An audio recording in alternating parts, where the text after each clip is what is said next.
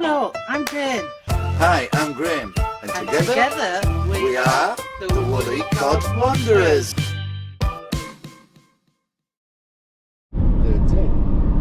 Good morning. Well, today we're having a little trip out, and the reason we're having the trip out is we're heading to Sunderland, and we're going to get our diesel heater fitted. We were in two minds about getting the Chinese heater, or there's this one called the Planar, which is not right up with the Ismas or whatever they call them, dead expensive ones, but it's like middle of the range. So we decided to go with that. So the place, this place in Sunderland we're going to, what do they call it, Jane? Auto Electrical Solutions Limited. Oh, right. So that's where we're going in Sunderland, because they're like a recognised Planar dealer. So we're going there to get it fitted. I know it's a bit more expensive to get it fitted, but with the tank getting dropped, putting fuel lines in, we thought we'd be best going this way. So that's where we're off to Sunderland for a day. Obviously drop the van off and then have to spend a few hours around Sunderland, but at least we're getting the diesel heater done. Another job done. Catch us later. Well, we've dropped the van off, and now we're going to spend most of the day in Sunderland. So we've had a full English breakfast. Wait, that was nice, wasn't it? Very nice. And now this is our second Costa coffee. Lattes. We've had a cake with this and all. Oh, and we've bought Jane's, what would you call it, Jane? Your caricature. Caricature. You want to show everybody what it is? It's the granny off, what is it? Moana. Yeah, because everyone calls you the Village crazy lady. So there we are. Oh, and now we've got a busker to entertain us. So there we go. Right, we've got the heater on and running. And by God, the heat that's coming out of that on the 2 kilowatt. Whoa, that is really warm, that. I'm well chuffed with the heat that's producing. So as I say, I didn't think we could get it going with the weather today, but I bumped it up and it seems to be working okay. So as I say, that's where the heat comes out into the cab, so I'll show you in respective of the vehicle. So as I say, we've got the heater near the front door, and as I say, that's where you tend to get a lot of draft, so obviously that's the ideal spot I wanted the heater in. So as you say, that's where the heater's fitted, just at the front edge of the doorway. But you can't breathe when you come by, it's that warm. So as I say, the pipe, it runs obviously from the unit, along in this little cupboard, through the bulkhead, and into the front seats. As you say, it's under the passenger seat. Thing is though, a bit disappointed that they haven't cleaned it up. There's a lot of loose filings and stuff about, so we need to clean that. And the other thing was all this cabling, but apparently that's to do with the connectors on either end. I don't know, I might look at getting that. I don't know, I just don't like all that idea of all that cable in there.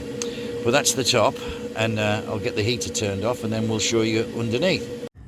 Right, we're under the van, so from underneath the driver's seat, the passenger seat, here's all the bits to do with the heater. So we've got the exhaust pipe coming down there, the air intake coming down there, and the fuel line coming down there. Right, so there's your exhaust, which goes underneath the van, right across the other side. And it comes out at that end, which is past the driver's side door. So that's in a nice position there. Right, so the air intake comes round to here, and it's hidden down by the side of that frame there. So happy with that.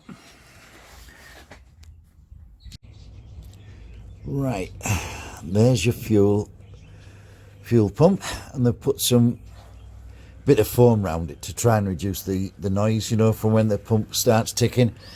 It hasn't really made a success, you know, you can still hear it ticking, but it's okay, it's not a problem. And then we've got the cabling the fuel line that runs round and goes into the back of the fuel tank there. So that's the completion of the diesel heater. Right, well there we have it. That's the diesel heater fitted. Another job done. Getting closer to completion. But just wanted to say how small a world it is. On Sunday we'd gone to pick Jane's mum up, and Jane and the mum were going to go and look around a few of the shops, and then we'd seen along the straight, obviously you get a load of camper vans come down during the day and park up, and we noticed a long wheelbase Sprinter. We thought, oh, if it's still there when we come back we'll have a little look. So we called in on the way back and the Sprinter was there, so we went up and introduced ourselves, and the gentleman was from Middlesbrough, lovely young lad called Chris, and he's on doing his long wheelbase Sprinter. But the funniness about it is that where he got his van from, the place in Coxall, was the van I'd been watching, and then when I'd phoned up about it, it had sold. He'd sold it to Chris, but then he said, I've got another van, and that's the one we ended up with. So small world, but he's doing a lovely build, and he's one of the best designs I've seen for a garage. Completely different to everybody else's, and it really is nice. And I do apologise, Chris, because I didn't get your last name, but I will keep looking out for you, and then when your van's finished we'll do a little van tour, because you're doing an amazing job there. Keep up the good work, Chris. And to finish with, a few weeks ago when we got the GoPro and we were messing about with it, we did a little play video, me and Jane's going, oh, you can't put that out, oh, it's horrible. But I finally convinced her that we can put it out. So I've got Jane's consent to finish with a little video we've been playing with. So until next week, bye for now.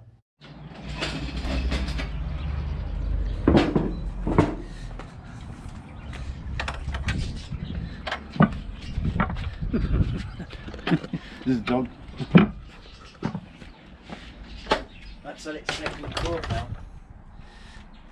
It nearly dries straight away, doesn't it? Do you think? Do you think they're okay? I think they look beautiful. So then you just pivot it around and you can talk. So if you're having a conversation with somebody, doing an interview, yeah, and you say, yes, well, that's the price of eggs, then you could then turn it and say, Haven't they gone up? yes, they have really gone up quite alarmingly. Well, there we go. Okay. Next question. Right, come on, show me what you've been doing at the back of the van. Okay.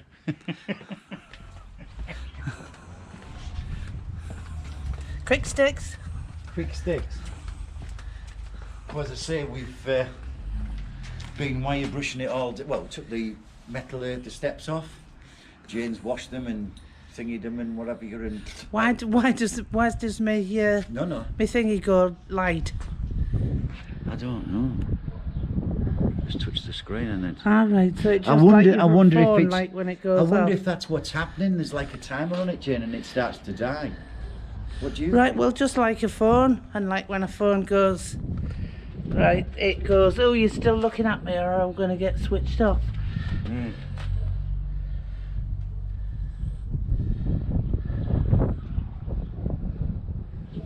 Looking to see how much clarity. Sorry, I couldn't hear you. Would you turn it round so you can? No, turn it round. Then go on. You're just used to using it. Go on. Ah, well, yes, well, I can use it. I can be at the back. Yeah, no, but then turn it round if you're asking a question. If you're doing an interview with somebody, yeah. Right then, Graham. No. You No, gotta turn have it to go you. turn it round, right? Yeah. Right then, Graham. Where do you think we should go for tea? I don't know. I fancy O'Grady's, you know. So do I. I like the lager in there. Good atmosphere. Yeah, I think O'Grady's. What do you think? Yes, that's a thumbs up from me. And a thumbs up from me. And then just